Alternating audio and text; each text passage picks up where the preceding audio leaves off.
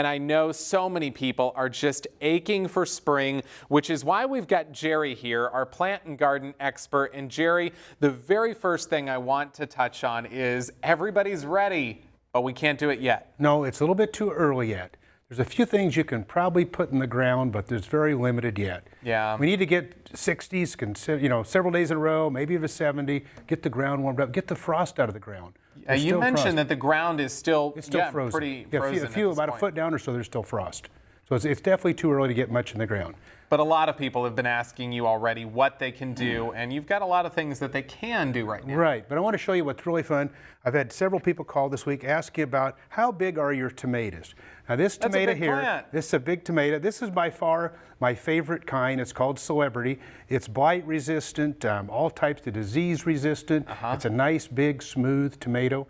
Of course, it's too early to plant them, but you can get one of these and just put it in a window and watch it grow. And when it does get nice, usually in May, you can put it out and you will get tomatoes before your neighbor. Really? Oh, yeah. All right, how quickly will we have tomatoes if we put that in the windowsill right now? Well, one of these like this, you should have tomatoes in the month of June, not July or August. Oh, a lot of times that's awesome. Yeah. Sometimes you have to wait really long. Yeah, you have to wait a long time if you start with a real small tomato. Yeah. Now I want to show you this plant. This is really a cool one.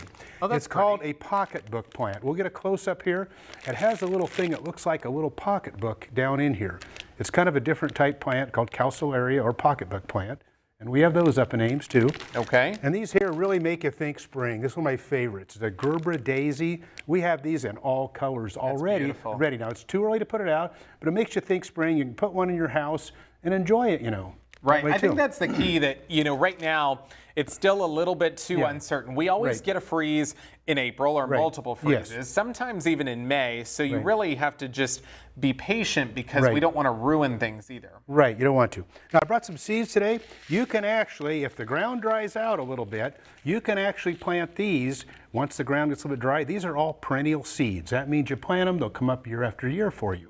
We'll have plants in these later, but the nice thing is, once the ground gets a bit drier, you can actually plant those and not be a problem at all. Now, things I want to tell you they can do outside now. Okay. Must be nice, You can definitely, if you see any limbs broken on trees, anything broken your perennials, go take some clippers and clip those off just down below where the break is, just a little bit below that.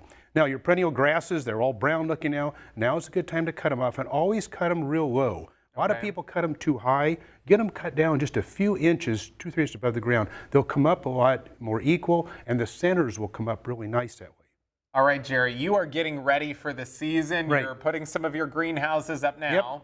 Yep. I'll be over in Adel pretty soon here, putting a roof on one. Oh, so we put them in a lot of fairways across the state that way too. We do. And mine that I have on Merle Hay Road, we're going to open it a little over a month from now. We'll get it open too then. That way too.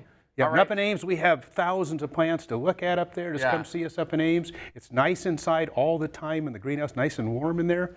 And lots of plants. We look forward to it, Jerry. Yes. Thank you so very much. You can always get in touch with Jerry by contacting him there at the bottom of your screen. Don't go anywhere. We will be right back.